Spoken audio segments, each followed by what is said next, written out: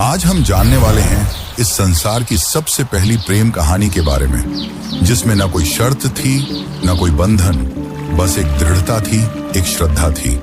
इस कहानी में रंग भी है और दुख का संग भी। यह है शिव और सती की अमर प्रेम कहानी, जिसमें प्रेम है, त्याग है और अंत में एक नई शुरुआत है। तो आइए जानते हैं इस महान प्रेम कथा को, सती कथा को। सती!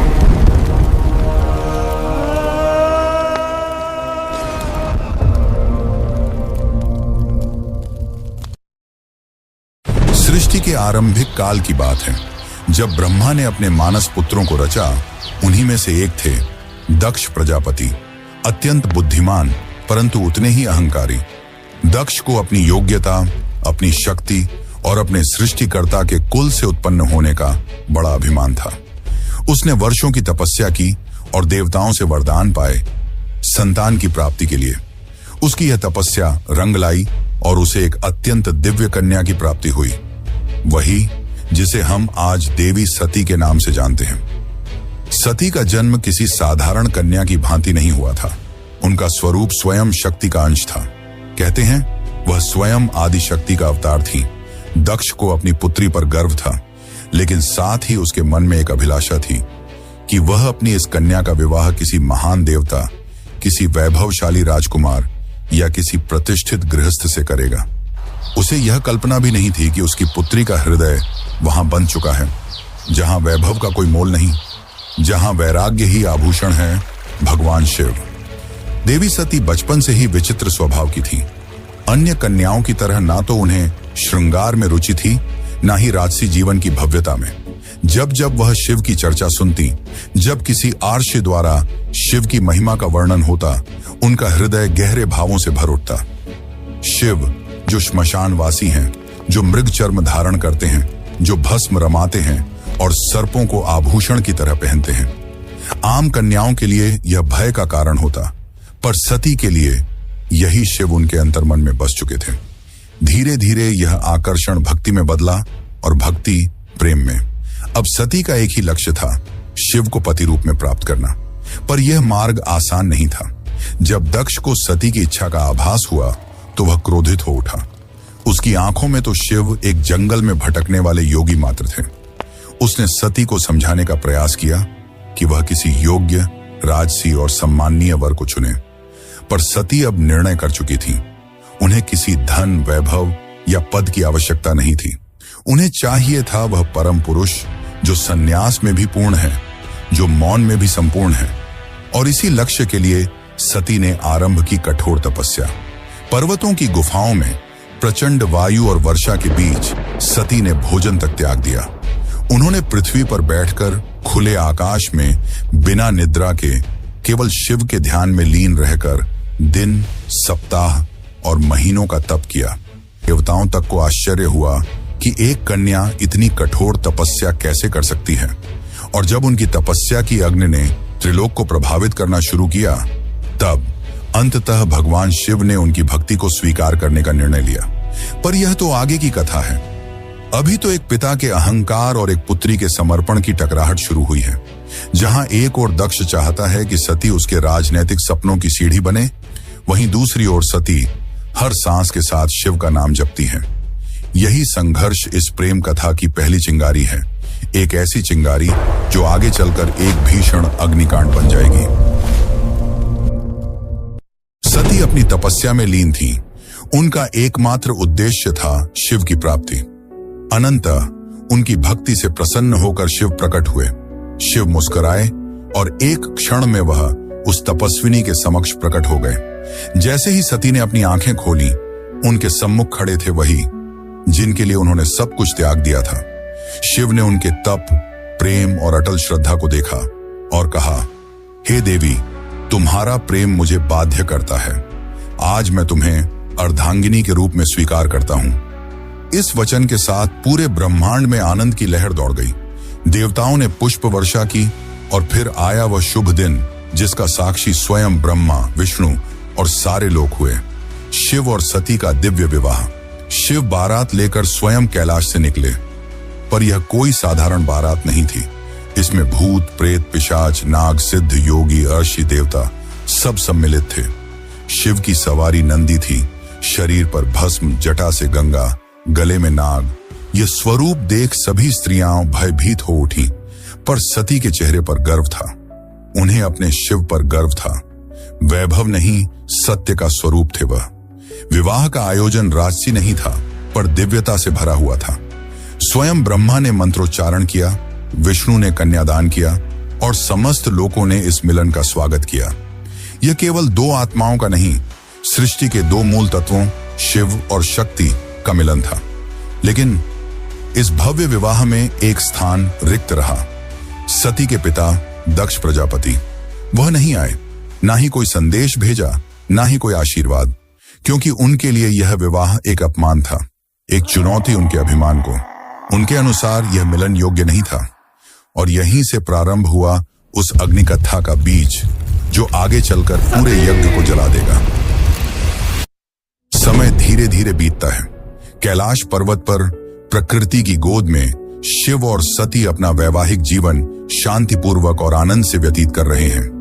कैलाश की गुफाएं, मंदाकिनी की कलकल धारा और बर्फीली हवाएं सब साक्षी थीं उस दिव्य प्रेम की, जो समय और शब्दों से परे था। लेकिन इसी बीच एक और स्थान पर कुछ और ही चल रहा था, राजा दक्ष के मन में। सती के शिव से विवाह को वह अभी तक स्वीकार नहीं कर पाया था। हर बार जब कोई शिव की महिमा का गुणगान करता, दक्ष की भौहें तन जाती।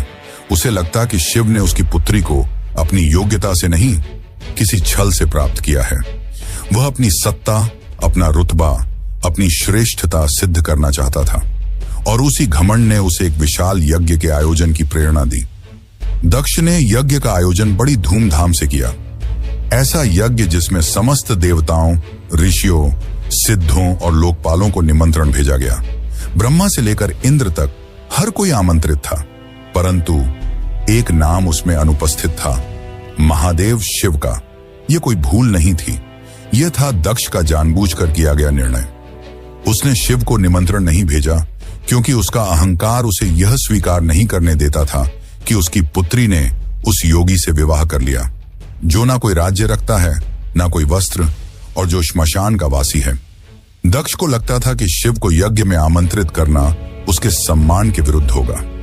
जब यज्ञ की तैयारियां चल रही थीं, उसी समय सती ने इस आयोजन की बात सुनी। किसी ने उनसे कहा, माता, आपके पिता दक्ष ने एक महान यज्ञ का आयोजन किया है, जिसमें सारे देव, ऋषि और ज्ञानी आमंत्रित हैं। वह तो आज पूरे ब्रह्मांड का ध्यान खींच रहा है। यह सुनकर सती का हृदय कांप उठा। उन्हें विश्वास नहीं हुआ कि उनके पिता इतना बड़ा आयोजन कर रहे हैं और उन्हें कोई सूचना नहीं मिली। कुछ समय तक वे चुप रहीं, शायद आशा में कि कोई दूत आएगा, कोई संदेश मिलेगा। लेकिन जब स्पष्ट हो गया कि शिव और उन्हें जानबूझकर न बुलाया गया है, तब उनके भीतर कुछ टूट सा गया। एक ओर पुत्री का धर्म उन्हें पिता के यज्ञ में खींच रहा था, तो दूसरी ओर पत्नी का धर्म उन्हें शिव की मर्यादा का ध्यान रखने को कह रहा था। अंततः सती ने शिव से निवेदन किया, स्वामी, मैं उस यज्ञ में जाना चाहती हूं।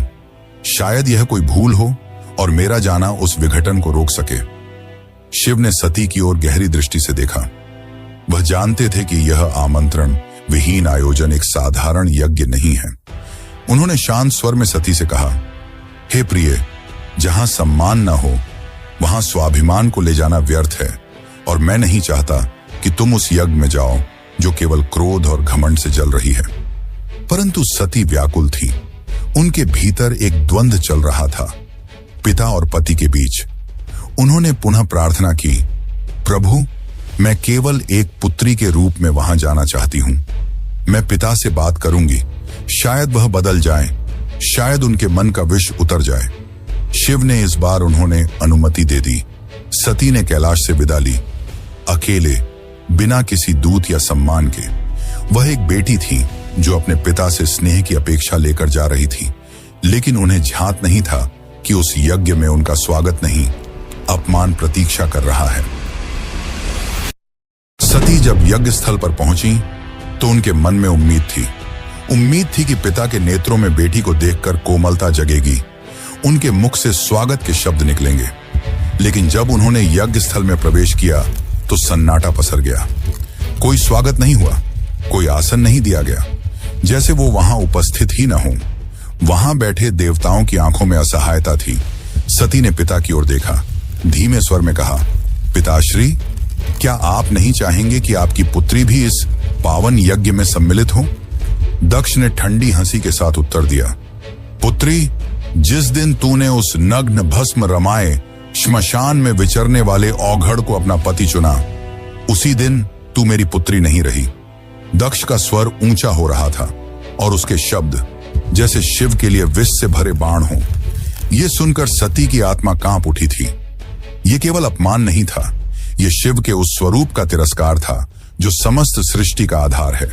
वे उठी, सभा की ओर देखा और बोली, तुम सब यहां धर्म की बात करने आए हो, यज्ञ की बात करते हो, पर जिस शिव के बिना कोई यज्ञ संपन्न ही नहीं हो सकता, उसी शिव का तुम अपमान करते हो। फिर उन्होंने आगे कहा, जिसे तुम औघड़ कहते हो वही काल का भी काल है, जिसे तुम श्मशानवासी कहकर हंसते हो वही मृत्यु से परे है, और जिसे तुम भस्मधारी कहते हो वही भस्म से मोह को जलाता है। उनकी आंखों में आंसू थे, लेकिन स्वर तेज था, ऐसा तेज कि स्वयं देवता भी सिर झुका लें। सभा स्तब्ध थी, कोई उत्तर नहीं दे सका, लेकिन सती का हृदय अब टूट चुका था।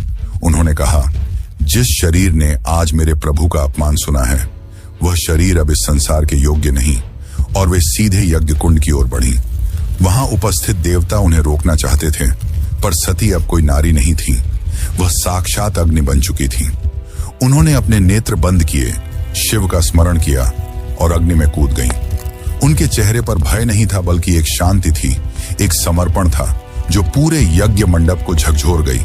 अब इस यज्ञ की अग्नि से वो तूफान उठने वाला था जो पूरे को तबाह कर सकता था। तो चलिए अब जानते हैं आगे की कथा।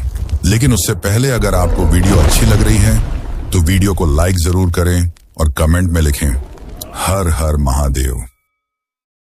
कैलाश पर शांति थी, पर वह शांति तूफान से पहले की थी। जब भगवान शिव को यह ज्ञात हुआ कि उनकी अर्धांगिनी अग्नि में समर्पित हो गई, तो उनके हृदय में तूफान उमड़ पड़ा। आंखों में वेदना, मन में शून्यता और आत्मा में आग। ये वो शिव थे जिनका क्रोध ही प्रलय कहलाता है। शिव अपनी समाधि से उठे, उनकी जटाएं लहराईं, नेत्र रक्तिम हो उठे और सारा ब्रह्मांड कांप उठा। फिर अपने दोनों हाथों से अपनी जटाएं पकड़ी और उन्हें पृथ्वी पर पटक दिया। उसी क्षण पृथ्वी फटी और उस क्रोध की ज्वाला से प्रकट हुआ एक रूप, भयंकर, तेजस्वी और अजेय, वीरभद्र। वीरभद्र कोई सामान्य योद्धा नहीं था, वह शिव के विकराल रूप का अंश था। उसका शरीर अग्नि सा दीप्यमान था, आंखों में प्रतिशोध की ज्वाला, हाथ में तलवार। उसका प्रकट होना सृष्टि के संतुलन को डगमगाने लगा था। वीरभद्र प्रचंड गति से दक्ष के यज्ञ की ओर बढ़ चला।